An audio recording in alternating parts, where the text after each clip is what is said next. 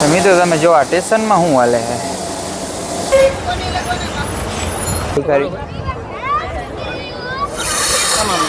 અમને ના ફાવે ના ફાવે વાગીએ ભાઈ બીજ મારવાની બીજાની કેમ કે આપણે પહેરીને એટલે બીજા પહેરે બરોબર અમે પહેરીને એટલે તમે પહેરો બાકી તમે ના પહેરો. ગુડ ઇવનિંગ બધાને, કેમ છો? બધા મજામાં જશો કારણ કે આપણા બ્લોગ પોતે બધા મજામાં જોઈએ. તો આજનો બ્લોગ કંઈક રાતે શરૂ થાય એ ટ્રેનની અંદર ભાઈ, ટ્રેનના ડબ્બાની અંદર થાય ભાઈ. હે ને ફાટકે અમે ભૂગ્યા, માન ભૂગ્યા. હા ભાઈ, પાટેથી દોડીને આવ્યા ભાઈ, અને દેશને એને બ્લોગ ઉતારવાનું વેરું ના આવ્યું ભાઈ. આટલું મોડું થઈ ગયું. અત્યારે ડબ્બા મૂકીને આપણે બ્લોગ શરૂઆત કરી છે ભાઈ. હવે મોડો આવી આપણા ભેગા સાવનભાઈ છે અને ધવલભાઈ છે, બેઠા છે ભાઈ. ભાઈ ગરમી ચડી ગઈ હજુ. જો એટલા કેટલા વાગ્યા ખબર છે? 9:33 થઈ છે ભાઈ. આપણે છે ને ભાટિયાથી આપણા ઘરેથી છે ને 8:30 નીકળ્યા હતા ભાઈ. ખાલી 25 મિનિટની અંદરમાં છે ને ભાટી નાખી દીધી ગાડી સ્પ્લેન્ડર. કેટલી આવી ગઈ હવે હિસાબ કરી લ્યો ભાઈ. તો જોતા રહ્યો ભાઈ, કન્ટિન્યુ બ્લોગ ભાઈ. તો મિત્રો અત્યારે છે ને ખંભાળીએ ટ્રેન પહોંચી છે. ખાલી અડધી કલાકની અંદર મેં ખંભાળીએ ટ્રેન નાખી દીધી. તમે જો ખાલી 9:55 થઈ વળે. આપણે 9:30 ચડ્યા હતા, અડધી કલાકે નહીં થઈ ભાઈ. ને સ્ટેશને ભાઈ આપણે છે ને બ્લોગ ઉતારવાનું ને વેરું જ ના ભાઈ. જોઈ લો અહીંયા ખંભાળિયાનું સ્ટેશન છે. અહીંયા તો એટલી ભીડ નથી ભાઈ. હવે આગળ જતા છે ને કેટલી ભીડ થાય આગળ જતા. અહીંયા તો એટલી ભીડ નથી.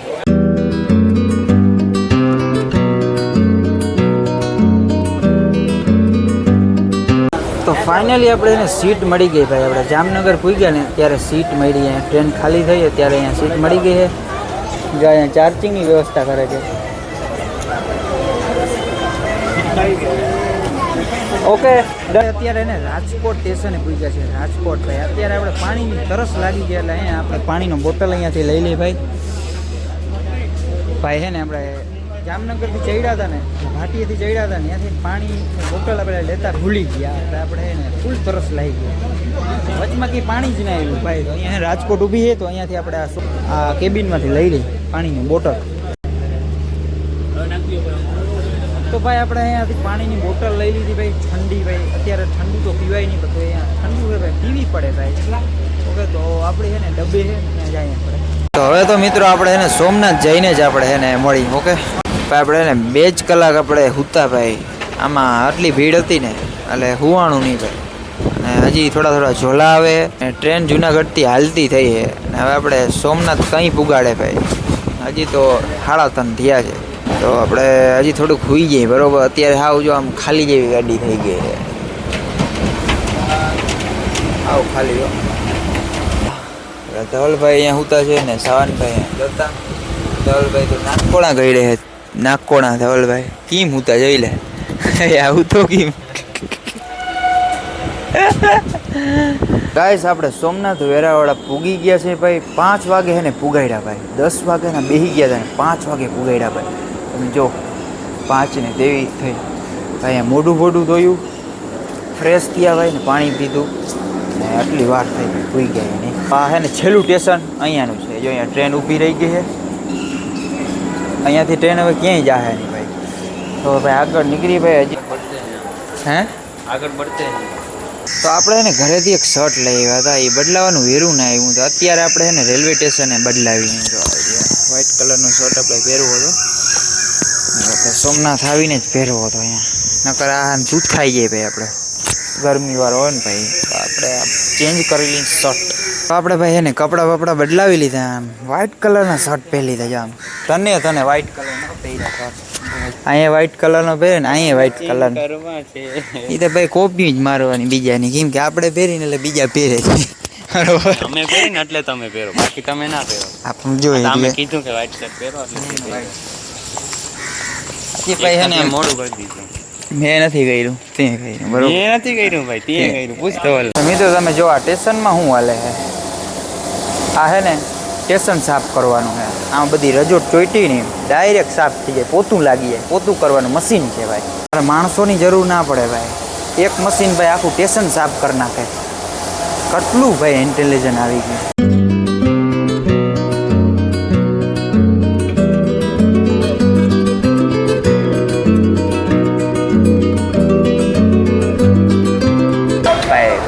સોમનાથ સ્ટેશન છે, એનો ગેટ છે ભાઈ, પાછળ છે ને એ ગેટ છે. તો આપણે સોમનાથ મહાદેવના મંદિરે પૂગી ગયા છે ને અત્યારે આપણે છે ને લલાડ ઉપર મહાદેવનું ટીકું લગાડવું છે ભાઈ. સવારના પોરમાં લગાડી જ દઈ ભાઈ.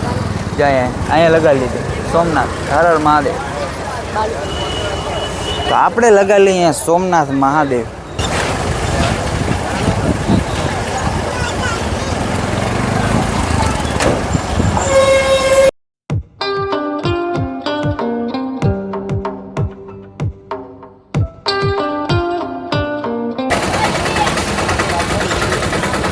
તો ભાઈ આપણે એને સોમનાથ મહાદેવનું ટીકું લગાડી દીધું છે ભાઈ, લલાડ ઉપર સોમનાથ મહાદેવ લખાવી દીધું છે ભાઈ. તો ભાઈ આપણે સોમનાથ મહાદેવના મંદિરે અંદર પ્રવેશ થઈ ગયા છે ભાઈ. ને અહીંયા છે ને ફોન અલાઉડ નથી અંદર લઈ જવાના, એટલે આપણે ફોન ઘડિયાળ ને બધું છે ને અહીંયા જમા કરાવવું જોઈએ. જો 6:28 થઈ એટલે 6:30 થયા. આરતી થઈ ગઈ છે અત્યારે? હે આરતી તો થઈ જાય ને, એ તો સવારમાં વહેલી થઈ જાય.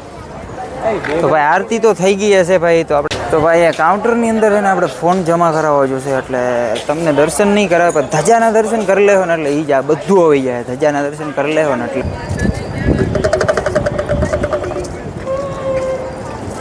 તો ગાઈસ આપણે મહાદેવના દર્શન કરીને ભાઈ આવતા રહીએ ભાઈ. ખૂબ મજા આવી ભાઈ, અને વાતાવરણ ભાઈ મહાદેવના દર્શન કરીને ભાઈ જે આમ સુકૂન મળે ને ભાઈ, ત્યાં જે હવા આવતી હતી દરિયા કાંઠે ભાઈ અલગ લેવલની આવતી હતી. તો ભાઈ આ બાજુ છે ને ફોટાવાળી હાલે છે, તમે જો ભાઈ અહીંયા છે ને દર્શન કરીને ડાયરેક્ટ ફોટાવાળી જ હાલતી હોય બધે જગ્યાએ. ટ્રાય કરી પોપટ થઈ ગઈ એ ભાઈ. તમે કયો ભાઈ અમને ના ફાવે, ના ફાવે એ પોપટ થઈ ગઈ. ટ્રાય કરો. ના થાય કે આ માતાજી સુખી રાખે. આ ઘાસ નહીં વાગીએ ભાઈ, ના વાગે. તમારું કામ નહીં ભાઈ કાટવાની હવા. હા વગાડે. હા વાહ ભાઈ વાહ. તો ભાઈ ને આપણે ટ્રાય કરી વગાડીને કી રીતને વાગે નહીં. આમ પકડવાનું ને આમ હોય.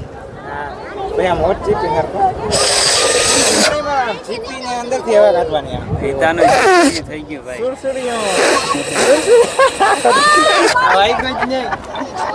ના વાગે. તો ફાઇનલી આપણે દરિયા કિનારે આવી ગયા છે ભાઈ. ને અહીંયાથી જે ધજાના દર્શન થાય ને પરફેક્ટ મંદિર આવે છે. તમે જો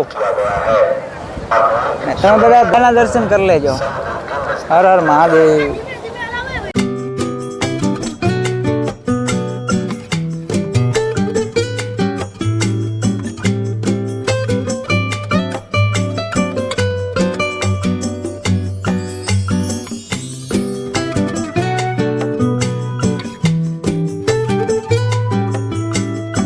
એને ઉમતા ફોન ના લઈ જવા દઈએ અંદર. તો આ બાજુથી એને તમને મંદિર દેખાડવું હોય, ઓલી બાજુ છે ને મંદિર દૂર લાગે એટલે ધજા એને હરખી ના આવે. તો આ બાજુ સોમનાથનું મંદિર છે અને આ બાજુ દરિયો છે. તમે જો વાહ ભાઈ વાહ. દરિયું ભાઈ અત્યારે લોટું લ્યો ભાઈ.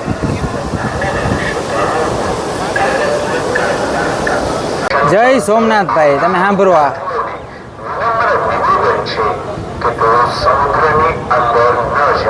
સમુદ્રની અંદર ના જાય ભાઈ. અહીંયા ભાઈ કયું તનું બોલે ભાઈ, દિમાગ ખાઈ ગયું ભાઈ દિમાગ.